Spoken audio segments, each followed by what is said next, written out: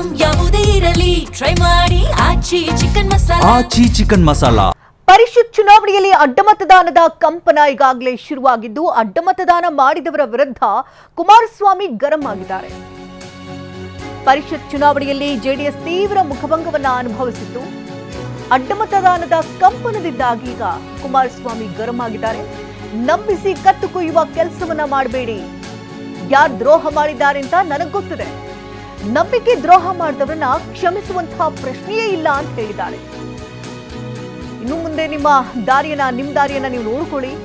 ಶಾಸಕರಿಂದ ಇಂತಹ ನಂಬಿಕೆ ದ್ರೋಹ ನನಗೇನು ಹೊಸದಲ್ಲ ಅಂತ ಮಾತನಾಡಿದ್ದಾರೆ. ಜೆಡಿಎಸ್ ಶಾಸಕರ ಆತ್ಮಾವಲೋಕನ ಸಭೆಯಲ್ಲಿ ದಳಪತಿಗಳು ಗರಂ ಆಗಿದ್ದು, ಅಡ್ಡಮತದಾನ ಮಾಡಿದಂತಹ ಶಾಸಕರು ಸಭೆಯಲ್ಲಿ ಭಾಗಿಯಾಗಿದ್ದಾರೆ.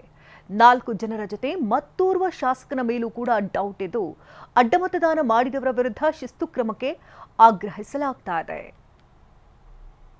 ಪರಿಷತ್ ಚುನಾವಣೆಯಲ್ಲಿ ಕೇವಲ 1 ಸ್ಥಾನಗಳನ್ನು ಗೆಲ್ಲುವಲ್ಲಿಯೂ ಕೂಡ ವಿಫಲವಾದಂಥ ಬೆನ್ನಲ್ಲೇ ಆತ್ಮಾವಲೋಕನ ಸಭೆಯನ್ನ ಜೆಡಿಎಸ್ ನಡೆಸಿತು. ಇದೇ ಸಭೆಯಲ್ಲಿ ನಂಬಿಸಿ ಕತ್ಕುಯ್ಯುವಂತಹ ಕೆಲಸ ಮಾಡಬೇಡಿ ಅಂತ ಎಚ್ಡಿಕೆ ಗರಂ ಆಗಿದ್ದಾರೆ. ಈ ಬಗ್ಗೆ ಇನ್ನಷ್ಟು ಡೀಟೇಲ್ಸ್ ನ ಪಡ್ಕೊಳ್ಳೋಣ. ದೂರವಾಣಿ ಸಂಪರ್ಕದಲ್ಲಿ ಸುನಿಲ್ ಇದ್ದಾರೆ. ಸುನಿಲ್, ನಿನ್ನೆಯಷ್ಟೇ ಆತ್ಮಾವಲೋಕನ ಸಭೆಯಾಗಿದೆ. ಆ ಸಭೆಯಲ್ಲಿ ಏನೆಲ್ಲ ವಿಚಾರಗಳು ಪ್ರಸ್ತಾಪ ಆಯಿತು? ಶಕುಂತಲಾ, ಈಗಾಗಲೇ ಪರಿಷತ್ ಚುನಾವಣೆಯಲ್ಲಿ ಮೈತ್ರಿ ನಾಯಕರಿಗೆ ಸಾಕಷ್ಟು ಮುಖಭಂಗವಾಗಿದೆ. ಈ ಒಂದು ಹಿನ್ನೆಲೆಯಲ್ಲಿ ಆ ಒಂದು ಆತ್ಮಾವಲೋಕನ ಸಭೆಯನ್ನು ಕೂಡ ನಿನ್ನೆ ಕುಮಾರಸ್ವಾಮಿ ನೇತೃತ್ವದಲ್ಲಿ ಬೆಂಗಳೂರಿನಲ್ಲಿ ಕರೆಯಲಾಗಿತ್ತು. ಆ ಒಂದು ಸಭೆಯಲ್ಲಿ ಒಂದಷ್ಟು ಮಹತ್ವದ ವಿಚಾರಗಳನ್ನು ಕೂಡ ಚರ್ಚೆ ಮಾಡಿದ್ದಾರೆ. ಕುಮಾರಸ್ವಾಮಿ ಈಗಾಗಲೇ ಅಡ್ಡ ಮತದಾನ ಮಾಡಿದಂತ ಶಾಸಕರಿಗೆ ಒಂದು ವಾರ್ನಿಂಗ್ ಕೂಡ ನೀಡಿದ್ದಾರೆ. ಯಾರೂ ಕೂಡ ನಂಬಿಕೆ ದ್ರೋಹವನ್ನ ಮಾಡುವಂತ ಕೆಲಸವನ್ನ ಮಾಡಬೇಡಿ, ನಂಬಿಸಿ ಕುತ್ತಿಗೆ ಕುಯ್ಯುವಂತ ಕೆಲಸವನ್ನು ನೀವು ಈಗಾಗಲೇ ಮಾಡಿದ್ರೆ ಮತ್ತೆ ಅದನ್ನ ಮತ್ತೆ ಮಾಡ್ಲಿಕ್ಕೆ ಹೋಗ್ಬೇಡಿ. ಯಾರ್ಯಾರು ಅಡ್ಡ ಮತದಾನವನ್ನು ಹಾಕಿದ್ರೆ ಅವರೆಲ್ಲರೂ ಮಾಹಿತಿ ಸಂಪೂರ್ಣವಾಗಿ ನನ್ನ ಬಳಿ ಇದೆ. ನಿಮ್ಮ ದಾರಿಯನ್ನ ನೀವು ಮುಂದೆ ನೋಡ್ಕೊಳ್ಳಿ.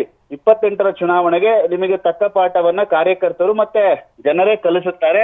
ಪಕ್ಷ ದ್ರೋಹವನ್ನ ಮಾಡಿ ಈ ರೀತಿ ಮಾಡುವಂತ ಸರಿಯಲ್ಲ. ಇದು ನನಗೇನು ಹೊಸದೇನಲ್ಲ, ಈ ಹಿಂದೆ ಕೂಡ ನಮ್ಮ ಶಾಸಕರು ಇದೇ ರೀತಿಯಾಗಿ ಮಾಡಿದ್ದಾರೆ. ಆದ್ರೆ ಈ ರೀತಿಯಾಗಿ ಕುತ್ತಿಗೆ ಕುಯ್ಯುವಂತ ಕೆಲಸವನ್ನು ಯಾರು ಮಾಡಬೇಡಿ ಅಂತ ಹೇಳಿ ಒಂದು ವಾರ್ನಿಂಗ್ ಕೂಡ ಕೊಟ್ಟಿದ್ದಾರೆ. ಅದೇ ರೀತಿಯಾಗಿ ಯಾರು ಕೂಡ ಇದನ್ನ ಪಕ್ಷ ಆಗ್ಲಿ ನಾನಾಗ್ಲಿ ಇದನ್ನ ಯಾರು ಕೂಡ ಕ್ಷಮಿಸಲ್ಲ. ಹಾಗಾಗಿ ನಿಮ್ಮ ದಾರಿಯನ್ನ ನೀವು ನೋಡ್ಕೊಳ್ಳಿ ಅಂತ ಹೇಳಿ ಆತ್ಮಾವಲೋಕನ ಸಭೆಯಲ್ಲಿ ಈಗಾಗಲೇ ಶಾಸಕರಿಗೆ ವಾರ್ನಿಂಗ್ ಕೂಡ ಕೊಟ್ಟಿದ್ದಾರೆ.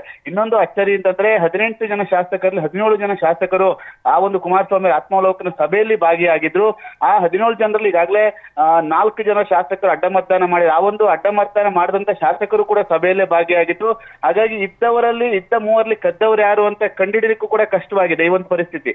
ಹೀಗಾಗಿ ಎಲ್ಲರಿಗೂ ಕೂಡ ಎಲ್ಲರ ಸಮ್ಮುಖದಲ್ಲಿ ಆ ಅಡ್ಡ ಮತದಾನ ಮಾಡಿರುವಂತ ಶಾಸಕರಿಗೆ ಒಂದ್ ರೀತಿ ಒಂದು ಬಿಸಿ ಮುಟ್ಟಿಸುವಂತ ಕೆಲಸವನ್ನು ಕೂಡ ಮಾಡಿದ್ದಾರೆ. ಹಾಗಾಗಿ ಮುಂದಿನ ದಿನಗಳಲ್ಲಿ ನಿಮ್ಮ ದಾರಿಯನ್ನ ನೀವು ನೋಡ್ಕೊಳ್ಳಿ ಅಂತ ಹೇಳುವ ಮೂಲಕ ನಮಗೂ ನಿಮಗೂ ಯಾವುದೇ ರೀತಿಯಾಗಿ ನಮ್ಮ ಪಕ್ಷಕ್ಕೂ ಸಂಬಂಧ ಇಲ್ಲ ಅನ್ನೋ ಒಂದು ಸಂದೇಶವನ್ನು ರವಾನೆ ಮಾಡಿದ್ದಾರೆ. ಹೀಗಾಗಿ ಯಾಕೆಂದ್ರೆ ಸಾಕಷ್ಟು ನಿರೀಕ್ಷೆ ಇಟ್ಕೊಂಡಂತ ಈ ಒಂದು ಪರಿಷತ್ ಚುನಾವಣೆಯಲ್ಲಿ ಜೆಡಿಎಸ್ ಇಂದ ಅಡ್ಡ ಮತದಾನ ಆಗಿದೆ. ಅದರಲ್ಲೂ 4ರಿಂದ 5 ಅಡ್ಡ ಮತದಾನ ಆಗಿರೋದು ಸಾಕಷ್ಟು ಒಂದು ರೀತಿ ಪಕ್ಷಕ್ಕೆ ಮುಜುಗರ ಆಗಿದೆ.